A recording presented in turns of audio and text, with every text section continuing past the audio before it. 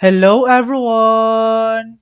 In this video, I'll show you how to open a nickel account in France.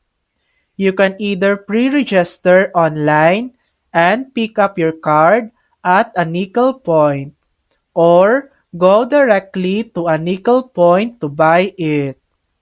To open an account online, click Open an account and fill out the form. It only takes about 5 minutes. Select France as your country and follow the instructions. You'll receive a 5-digit code by SMS and email.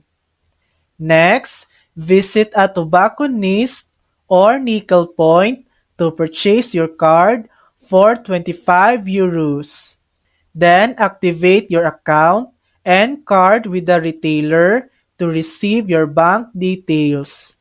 You'll also get your PIN by SMS. And that's it. Your Nickel account is now ready to use. And that's how to open a Nickel account in France. Thanks for watching. If this video helped you, please like and subscribe for more helpful tutorials.